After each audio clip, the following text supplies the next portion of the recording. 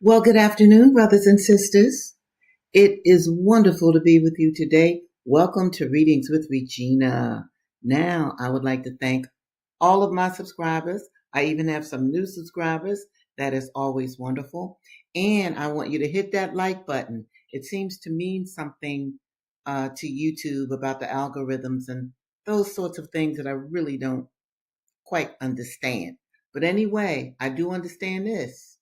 Readings with Regina is an intellectual joy, I believe, because to read is to increase your intellectualism, and you know that's what I want to do. That is one of the primary reasons that I even created this video series, all right? I want to produce a generation, current and those in the future, who are readers and doers. And why am I talking like that? Because that's what I learned from Huey P. Newton and Bobby G. Seale when I was a member of the Black Panther Party for self-defense. We had to read. It was mandated. Okay, I'm going to get right into the books. The first one will be Incidents in the Life of a Slave Girl. And I love reading this book. Why? Because it is a true story of what happened to a young enslaved woman in this country. And you see, the reality or the realism of slavery is something that they just don't teach in school, okay? Because it goes against the mainstream narrative of the greatness of America, as if white people were the only ones that contributed to the making of this country after they had killed off as many Indians as they could and then put the rest on reservations. White people had enslaved people working for them for generations. Very important for you to know. So this is your Black literature. And if you are of African American descent, you really need to know this literature. And even if you obviously are not, but have an interest in Black people, Black literature, this is the program for you. So I'm going to read from Incidents in the Life of a Slave Girl. And let me just give you a little bit of background of the last time I read this, because in in October, that was Black Panther Month. So I didn't read a lot from Incidents in the Life of a Slave Girl. So let me remind you that this beautiful young lady who's enslaved by this pedophilic Dr. Flint, she had a marriage proposal from a good Black man. He was a free man. He was a carpenter. And he was willing to buy her. But the pedophile, Dr. Flint, who owns her, refused to let this Black man buy this woman. And actually, she's a young girl. And Linda Brent loved this Black man. Yes, she did. She wanted to go off with him. Can you imagine? But Dr. Flint, her owner, said no. All right, I'm going to pick it up from there. After my lover went away, Dr. Flint contrived a new plan. He seemed to have an idea that my fear of my mistress was his greatest obstacle. In the blandest tones, he told me that he was going to build a small house for me in a secluded place 4 miles away from the town. I shuddered, but I was constrained to listen while he talked of his intention to give me a home of my own and to make a lady of me. Hitherto, I had escaped my dreaded fate by being in the midst of people. My grandmother had already had high words with my master about me. She had told him pretty plainly what she thought of his character, and there was considerable gossip in the neighborhood about our affairs, to which the open-mouthed jealousy of Mrs. Flint contributed not a little. When my master said he was going to build a house for me and that he could do it with little trouble and expense, I was in hopes something would happen to frustrate his scheme. But I soon heard that the house was actually begun. I vowed before my Maker that I would never enter it. I had rather toil on the plantation from dawn till dark I had rather live and die in jail than drag on from day to day through such a living death. Understand this, people. If an enslaved person disobeyed their master, they could go to jail. Do you understand that? They could go to jail. Those were the kind of laws in this country that we call America. I was determined that my master, whom I hated and loathed, who had blighted the prospects of my youth and made my life a desert, should not, after my long struggle with him, succeed at last in trampling his victim under his feet. I would do anything, everything, for the sake of defeating him. What could I do? I thought and thought, till I became desperate and made a plunge into the abyss. And now, reader, I love how she talks out of the book to the readers.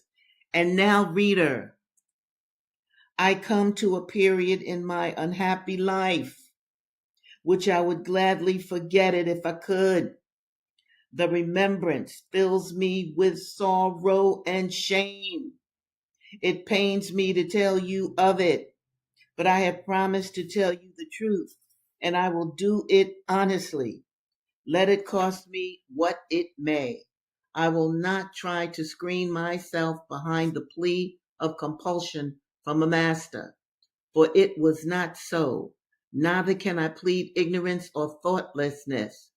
For years, my master had done his utmost to pollute my mind. What a pig. With foul images. Can you imagine what that man said to this poor girl? It's not funny, but I just, what? Okay. He polluted her mind with foul images and to destroy the pure principles inculcated by my grandmother and the good mistress of my children. The influences of slavery had the same effect on me that they had on other young girls. They had made me prematurely knowing concerning the evil ways of the world. I knew what I did, and I did it with deliberate calculation. But oh, ye happy women, whose purity has been sheltered from childhood, who have been free to choose the objects of your affection, whose homes are protected by law, do not judge the poor, desolate slave girl too severely. If slavery had been abolished, I also could have married the man of my choice. I could have had a home shielded by the laws, and I should have been spared the painful task of confessing what I am now about to relate. But all my prospects had been blighted by slavery. I wanted to keep myself pure, and under the most adverse circumstances, I tried hard to preserve my self respect. But I was struggling alone in the powerful grasp of the demon slavery, and the monster proved too strong for me. I felt as if I was forsaken by God and man, as if all my efforts must be frustrated, and I became reckless in my despair. I have told you that Dr. Flint's persecutions and his wife's jealousy had given rise to some gossip in the neighborhood. Among others, it chanced that a white unmarried gentleman had obtained some knowledge of the circumstances in which I was placed. He knew my grandmother and often spoke to me in the street. He became interested for me and asked questions about my master, which I answered in part. He expressed a great deal of sympathy and a wish to aid me. He constantly sought opportunities to see me and wrote to me frequently. I was a poor slave girl, only 15 years old. So much attention from a superior person. Yes, whites were superior. Yes, that's what the enslaved people believed. Yes, that's what the culture stated. So much attention from a superior person was, of course, flattering, for human nature is the same in all. I also felt grateful for his sympathy and encouraged by his kind words. It seemed to me a great thing to have such a friend. By degrees, a more tender feeling crept into my heart. He was an educated and eloquent gentleman, too eloquent, alas, for the poor slave girl who trusted him. Of course, I saw whither all this was tending. I knew the impassable gulf between us. But to be an object of interest to a man who is not married and who is not her master is agreeable to the pride and feelings of a slave. If her miserable situation has left any pride or sentiment, it seems less degrading to give oneself than to submit to compulsion. I'm going to stop right here. Okay. Now, I want my listeners to understand this. Even during slavery, Black women did try to protect their chastity. Okay. Having sex and not being married, that was not the way to go. And Linda did not want that to happen to her. Remember now, she had a grandmother. The grandmother was well respected. She was a baker in this community, and her grandmother had been set free by her mistress and master. But Dr. Flint wanted sex, wanted to rape this child. Understand, Dr. Flint is between 45 and 50 years old. And the law allowed him to harass this child, okay, polluting her mind with foul images. Y'all can imagine the kind of mess he said. But I also want to say this. For those of you who have been hanging with me, you might remember the book Clotel. Let me see if I can find it. I might not be able to. But anyway, Clotel. Yeah, I can't find it. Anyway, Clotel, Horatio, white man, he bought her at a quadroon ball. Very light-skinned Black women, okay, could be put within a party kind of a situation, and wealthy white men can go and buy them.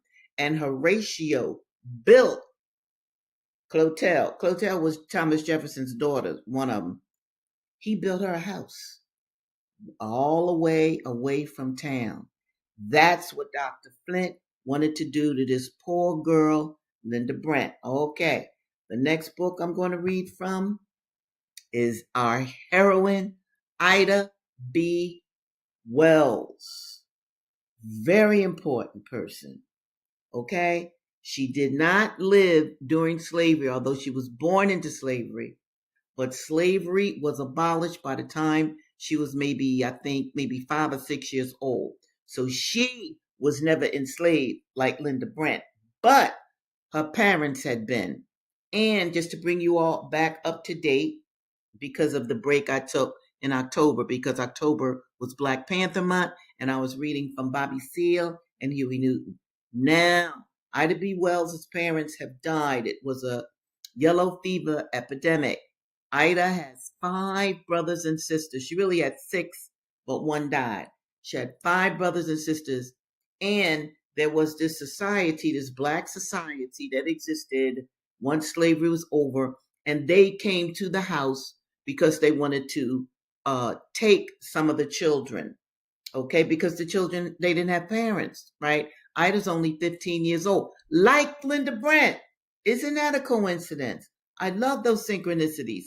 In any event, the society, this Black association, some of the members were going to take some of the children, but Ida said no, she's going to keep her family together. Oh my goodness. Let me see who this is. Yeah, Dr. Flint was a pig, dog, and many other names that I'm not going to say on this video. And I really want you and everybody else who's listening to understand that Linda Brent, let me remove Wait a minute, how do I do this? Linda Brent, I'm going back to Incidents in Life of Slavery. Linda Brent had a black man who wanted to marry her. Dig that. And he was a good black, he was free during slavery. Understand, we have free black people, but we also had mostly enslaved black people. This brother even went to Dr. Flint and said, look, I'll buy her. Hey, Flint is like, nah, I'm going to get this. That's what that no good person said. So he told the brother, no, you can't marry her. So now Linda is in this quandary. Okay, I'm going to keep going. But yes, it was terrible. It was terrible. This is why I'm reading these books to you, because you need to know this history. Why? Because this is our history. Okay, where am I going now? I'm going to our heroine, Ida B. Wells. And y'all, if you don't know Ida B. Wells, look up her biography in the search engine. Okay, here we go. Now, this is Ida. I just told you her parents are dead, and black people wanted to, help her with the children because all the children were younger than her. So I can really understand how this black society wanted to help her out by taking the children and giving them to certain people in the neighborhood. But nah, Ida was like, that ain't happening. These are my siblings. These are my brothers and sisters. No, I'm going to keep them together. How she was going to do that at 15? Here we go. Of course, as a young, inexperienced girl who had never had a beau, too young to have been out in company except at children's parties, I knew nothing whatever of the world's ways of looking at things and never dreamed that the community would not understand why I didn't want our children separated. But someone said that I had been downtown inquiring for a Dr. Gray shortly after I had come from the country. They heard him tell me to tell my sister he would get the money, meaning my father's money. Her father was a fabulous brother. He was enslaved. He had saved his money. Okay? Get the money, my father's money, and bring it to us that night. It was easy for that type of mind to deduce and spread the rumor that already, as young as I was, I had been heard asking white men for money. And that was the reason I wanted to live there by myself with the children.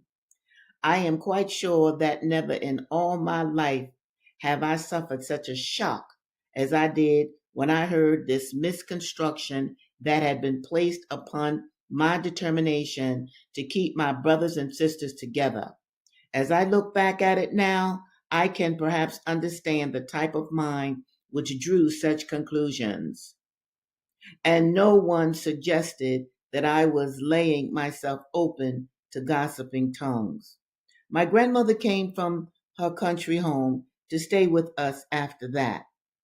And although she must have been over 70 years old, she tried to help out by doing work by the day. One evening after a hard day's work, she got up to cross the room and fell with a paralytic stroke. My aunt, who was her only daughter, came and took her back to the country, where she lived until her death a few years later.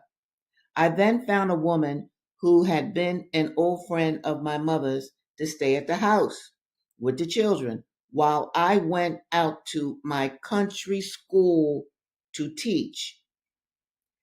This child is only 15. I want to talk to you for just a second about education.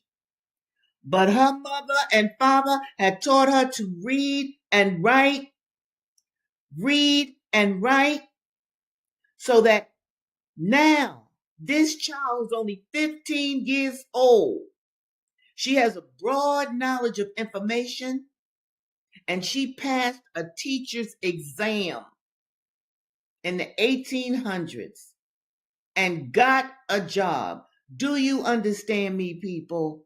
You don't be playing around with your children. You don't just let them sit in front of the TV. You pull out some books, and not even just children's books. And I'm going to go more into that when I read Assata. Children's books are good, be age appropriate. But if you have a precocious, smart youngster, then you talk to them like an adult. You teach them about the true legacy of this country. You prepare them for greatness as they grow up. Okay, where am I? One evening after a hard day's work, I already said that. I then found one. Friday. Okay. I went out to my country school to teach. I came home every Friday afternoon riding the 6 miles on the back of a big mule. No car. A mule. Cars weren't even out then. A mule. I spent Saturday and Sunday washing and ironing and cooking for the children, and went back to my country school on Sunday afternoon.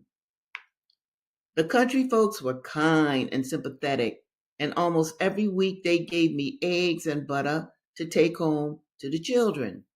After one term, I went to Memphis on the invitation of an aunt who lived there.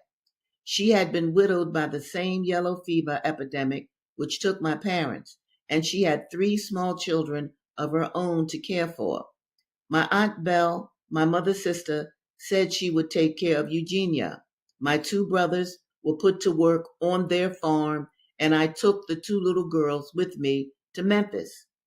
I secured a school in Shelby County, Tennessee, which paid a better salary, and began studying for the examination for city school teacher, which meant an even larger increase in salary. One day, while riding back to my school, I took a seat in the ladies' coach of the train, as usual. There were no Jim Crow cars then, but even since the repeal of the Civil Rights Bill by the United States Supreme Court in 1877, there had been efforts all over the South to draw the color line on the railroads. When the train started and the conductor came along to collect tickets, he took my ticket, then handed it back to me and told me that he couldn't take my ticket there.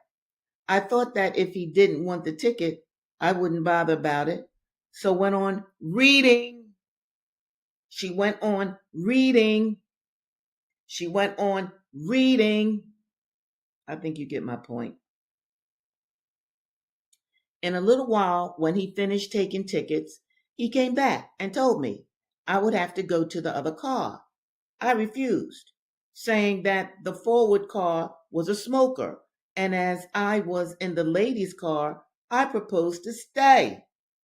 He tried to drag me out of the seat, but the moment he caught hold of my arm, I fastened my teeth into the back of his hand. Right on, sister. I had braced my feet against the seat in front and was holding to the back. And as he had already been badly bitten, he didn't try it again by himself. He went forward and got the baggage man and another man to help him. And of course, they succeeded in dragging me out. They were encouraged to do this by the attitude of the white ladies and gentlemen in the car. Some of them even stood on the seats so that they could get a good view and continue applauding the conductor for his brave stand. By the time the train had stopped at the first station, when I saw that they were determined to drag me into the smoker, which was already filled with colored people and those who were smoking, I said I would get off the train rather than go in, which I did.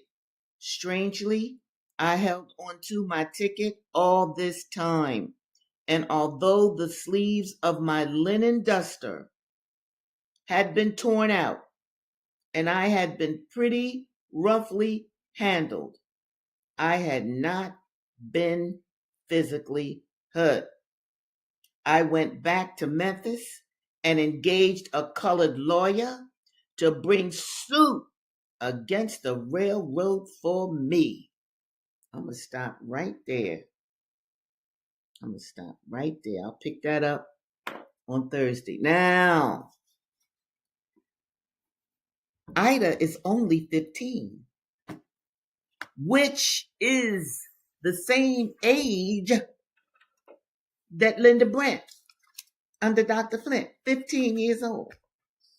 She stood up against white supremacy. You feel me, people? All right? Okay, now we're going to go to Assata.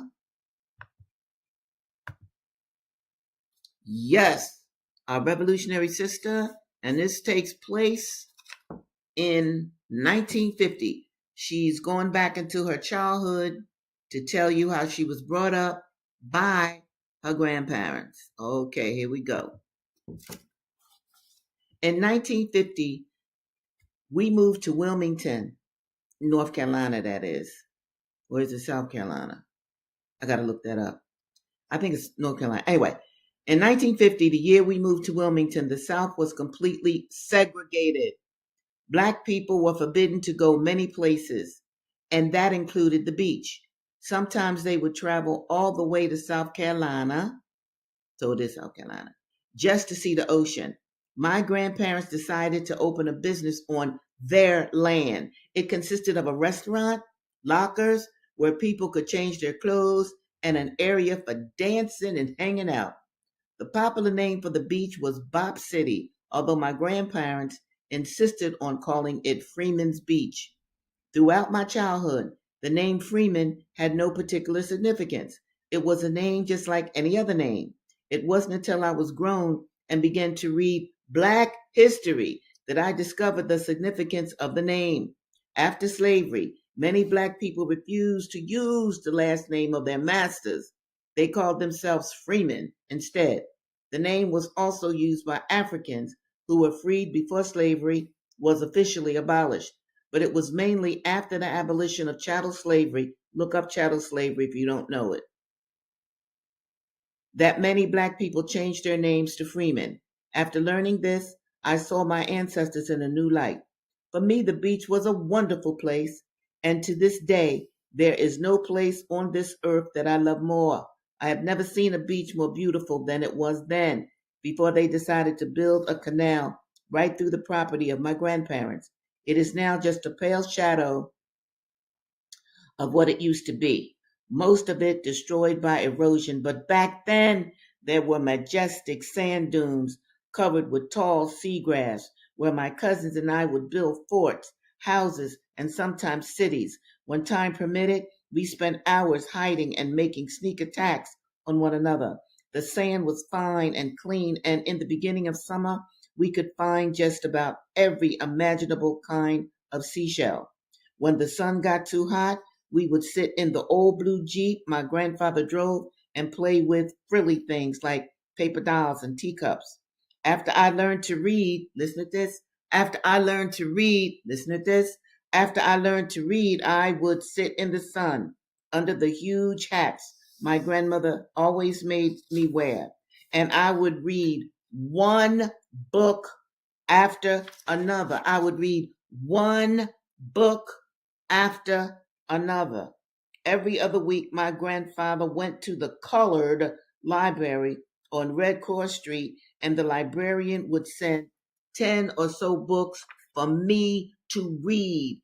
10 or more books for me to read. As soon as I finished reading them, my grandfather would go and get another batch. My imagination was vivid, with fragments of pirates and the Bobbsey twins floating around. I would sit looking out at the ocean and think about everything I imagined, all the places I had read about on the other side of the ocean, and I wondered if I would ever see them. And of course, I daydreamed about all kinds of stuff, most of it silly. But my days were not spent simply daydreaming. My grandparents were firm believers in work. They had worked all of their lives, and there was no way they were going to tolerate any lazy good for nothings around them. Every day there were chores to do, and there was no playing until they were completed. I did things like putting the potato chips on the racks, putting sodas in the cooler, wiping the tables clean. When customers were there, I would sell small stuff like potato chips, nabs, pickles, and pickled pig feet. I'm going to stop right here. Brothers and sisters, I think I've made my point about reading. I think I've made it throughout these books. Do you understand? And I'm saying this because all of us, and I'm glad I'm at least an elder during this time period, all of us are really glued to the technology of our phones and of our computers. We must get back to our books. Our books. And I want to ask you something. Now, I don't really look at TV, so I honestly don't know. People call me and tell me different things. Boom. When you're looking at whatever your favorite TV show is, does it make you feel good? Does it tell you about your life, your universe? Does it tell you about, the stars and the planets and the fact that we're human, what it means to be human? Huh? Does it give you information that you can use in this world? Does it? And how about the movies? How about the movies? Okay? Wait a minute, I got another comment. This is all I got. Wilmington, North Carolina. Same Wilmington chair where there was yes, absolutely. Very good correlation. Love that. Now check this out, because I'm getting ready to leave. Boom. I need you back in the books. Not only do I need you back in the books, I need your children and your children's children back into the books. In the 60s, I've said this before, I'm going to say it again before I end this show. We used to say nation time. Well, Dave, how do we build a nation? Do you know? Are you teaching your children how to build a black nation? Not America that's ready for another war with another country of color, Venezuela. Okay? All right? Now, boom. I'm going to stop here. But I just want you to know that I love you dearly, black people. Yes, I do. And even all people. But my people first, like Marcus Garvey said. So I really want all of you within the sound of my voice to be thinking about how you can help this planet through knowledge. Knowledge of your race, knowledge of self. And brothers and sisters, on that note, I will see you on Thursday and have a beautiful Wednesday in between. Bye now.